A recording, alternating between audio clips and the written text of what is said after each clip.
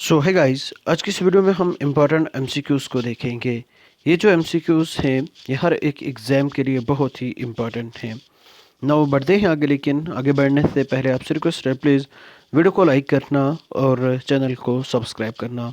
Now question क्या बोलता है, which of the following is are consequences और impacts of the melting of polar ice. जो polar ice है उसकी मेल्टिंग की वजह से कौन से इम्पैक्ट होंगे। स्टेटमेंट वन क्या बोलता है, क्या वेदर पैटर्न्स चेंज होंगी, क्या जो सी लेवल है ट्रॉपिकल रीजन्स में वो इंक्रीज होगी, या फिर जो नॉर्दर्न सी रूट्स हैं वो ओपन होंगी। तो कौन से स्टेटमेंट्स करेक्ट हैं? One and two only, one and three only, one two and three. तो इसका सही आंसर क्या हो सकता है? सबसे पहले एक्सप्लेनेशन को देखते हैं। तो जो आइस है पोलर रीजन्स की वो नेक्स्ट डिकेड्स के दौरान मेल्ट हो सकती है। ठीक है, अगर हम बात करें अंटार्कटिका की, तो अंटार्कटिका में 70% जो वर्ल्ड का फ्रेश वाटर है वो फ्रोज़न फॉर्म में है। तो जब ये मेल्ट होगी ये आइस, तो जो सी लेवल है वो 60 मीटर्स तक राइज हो सकती है। ठीक है, जो एरेक्टिक सी है, एरेक्टिक सी आइस है, ये इंडियन मॉनसून और प्रिसिपिटेशन को एक्सट्रीमली अफेक्ट करती है। ठीक है, इस वजह से हमारा स्टेटमेंट वन जो है ये करेक्ट है। ठीक है, अगर हम बात करें तो जो एरेक्टिक सी आइस है ये इवापोरेट हो रही है। ठीक है, through out summers in coming decades. तो ये जो रीजन है ये हॉट बेड बन जाएगा वर्ल्ड की जो जियोपॉलिटिक्स है उसका। क्या होगा?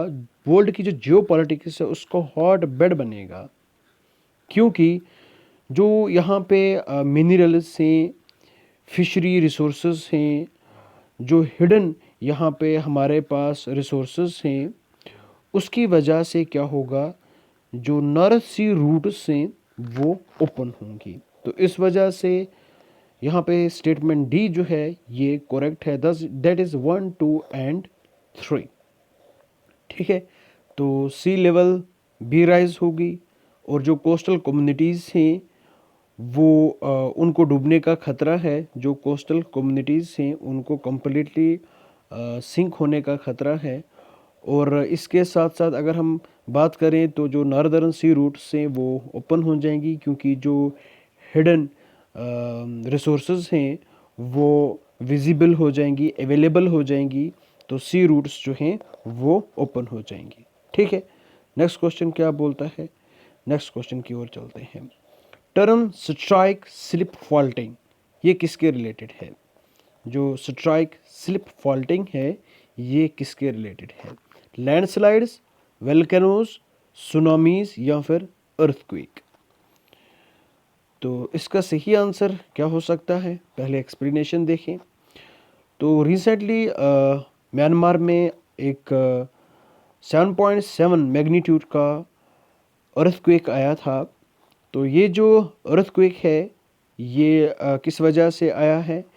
ये स्ट्राइक स्लिप फॉल्टिंग की वजह से आया हुआ है। Between Indian and Eurasian plate के दरमियान क्या हुआ था? स्ट्राइक स्लिप फॉल्टिंग हुई थी, उस वजह से अर्थक्वेक आया है। कहाँ पे? म्यांमार में 7.7 मैग्नीट्यूड का। स्ट्राइक स्लिप फॉल्टिंग का मतलब क्या होता है कि रबिंग होती है side way against one another, किसकी? टेक्टोनिक प्लेट्स की। तो उस वजह से क्या हुआ? अर्थक्वेक आया कहाँ पे? म्यांमार में 7.7 मैग्नीट्यूड का। तो ये जो स्ट्राइक स्लिप फॉल्टिंग है ये अब किसके रिलेटेड है? ये अर्थक्वेक के रिलेटेड है। तो इस वजह से ऑप्शन डी हमारा जो है वो करेक्ट आंसर है। नाउ द नेक्स्ट क्वेश्चन क्या बोलता है? Consider the following statements. This tiger reserve is nestled in the picturesque and extensive Annamalai Niliyamapathy landscape of western Ghat Mountains in the Palakkad and Thrissur district of Kerala, यहाँ पे ये located है। Habitat में क्या क्या है, इसमें mixed deciduous, evergreen, semi evergreen forests हैं। तो कौन सी ये कौन सी हमारी क्या हो सकती है, ये कौन सी टाइगर रिजर्व है, ये हमें बताना है। स्टेटमेंट ए क्या बोलता है, क्या ये प्रियार टाइगर रिजर्व है, क्या ये पाराबिकुलम टाइगर रिजर्व है, या फिर ये सत्यामंगलम टाइगर रिजर्व है, या फिर ये अनामलाई टाइगर रिजर्व है। तो इसका सही आंसर क्या हो सकता है, इसका सही आंसर जो है वो ऑप्शन बी है, यानी कि ये पाराबिकुलम टाइगर रिजर्व है। ये जो पाराबिकुलम टाइगर रिजर्व है ये कहाँ पे लोकेटेड है, ये केरला के पालाकाड और त्रिशूर जो हमारा डिस्ट्रिक्ट है वहाँ पे लोकेटेड है। हैबिटेट की बात करें तो इसमें एवरग्रीन, सेमी एवरग्रीन, मॉइस्ट डिसिडुअस और ड्राई डिसिडुअस एंड शोला वुड्स पाए जाते हैं। ठीक है, तो मिक्स्ड डिसिडुअस, एवरग्रीन और सेमी एवरग्रीन फॉरेस्ट जो हैं ये यहाँ पे ये जो हैबिटेट है ये यहाँ पे पाई जाती है, किसमें, पराबिकुलम टाइगर रिजर्व में। कहाँ पे लोकेटेड है ये तो केरला में लोकेटेड है। क्वेश्चन अक्सर पूछा जाता है। Now the next question, gulf of Mannar marine biosphere reserve के रिलेटेड हमें कुछ स्टेटमेंट्स दिए गए हैं, उनको कंसिडर करना है। स्टेटमेंट 1 क्या बोलता है, it has chain of 21 islands and adjoining coral reefs. It has been notified of India's first conservation reserve for highly endangered दुगंग, यानी कि जिसको हम सी काऊ बोलते हैं, इसके लिए ये फर्स्ट कंजर्वेशन रिजर्व है। ठीक है, या फिर इसको हमने first marine biosphere reserve declare किया है 1989 में। जो गवर्नमेंट ऑफ इंडिया है उसने इसको क्या मैराइन बायोस्फीयर रिजर्व डिक्लेयर किया है 1989 में। तो कितने स्टेटमेंट्स करेक्ट हो सकते हैं, one only, only two, all the three, या फिर नन। तो इसका सही आंसर क्या हो सकता है, चलो इसका सही आंसर देखते हैं। सबसे पहले हम स्टेटमेंट्स को देखते हैं, कौन कौन से स्टेटमेंट्स एक्सप्लेनेशन के थ्रू देखते हैं। तो तमिलनाडु गवर्नमेंट के अकॉर्डिंग जो ये बायोस्फीयर रिजर्व है इसमें 21 आइलैंड्स हैं और एडजेसेंट कोरल रीफ्स हैं, जो कि 560 स्क्वायर किलोमीटर्स को कवर करती है। ठीक है, तो इस वजह से स्टेटमेंट 1 जो है वो करेक्ट हो जाता है।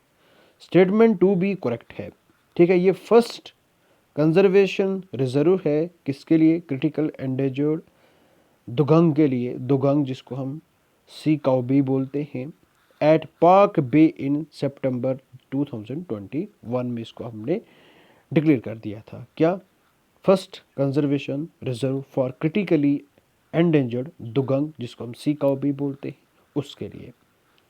ठीक है, तो इस वजह से स्टेटमेंट सेकंड भी हमारा करेक्ट है। स्टेटमेंट थर्ड की बात करें तो गवर्नमेंट ऑफ तमिलनाडु ने क्या किया, जो gulf of Mannar marine national park है इसका जो नेम है उसको 1986 में क्या किया, चेंज किया। ठीक है, तो गवर्नमेंट ऑफ इंडिया ने डिज़ाइन किया it as a India's first marine biosphere reserve in 1989। तो इस वजह से स्टेटमेंट थर्ड जो है वो भी करेक्ट है।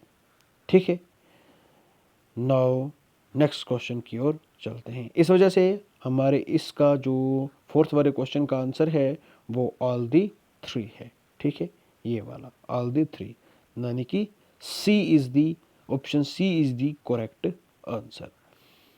Now the next question, next question क्या बोलता है, gulf of Tonkin is located off. जो गल्फ ऑफ तुर्किन है ये कहाँ पे लोकेटेड है, the coast of northern Vietnam and southern China, B west of South Korea in the Yellow Sea, between mainland China and Taiwan, या फिर south of Thailand and Cambodia. तो इसका सही आंसर क्या हो सकता है? जो तोनकिन गल्फ है ये कहाँ पे लोकेटेड है? ये ऑप्शन ए करेक्ट आंसर है, यानी कि coast of northern Vietnam and southern China. ये इस वजह से न्यूज़ में था क्योंकि चाइना ने यहाँ पे बेसलाइन को एस्टेब्लिश किया है, और इसके रिस्पांस में जो वियतनाम है, वियतनाम का जो फॉरेन मिनिस्ट्री है उसने कहा है कि ये जो है ये इंटरनेशनल लॉ के अगेंस्ट में है, और चाइना को इसका इंटरनेशनल लॉ का जो है रेस्पेक्ट करना चाहिए। ठीक है, किसके इंटरेस्ट में? वियतनाम के इंटरेस्ट में। ठीक, तो जो तोनकिन गल्फ है ये कहाँ पे लोकेटेड है? Coast of northern Vietnam and southern China. ठीक है, नाउ आई होप आपको ये वीडियो पसंद आई होगी। प्लीज़ वीडियो को लाइक करना और चैनल को सब्सक्राइब करना। Thank you and bye bye.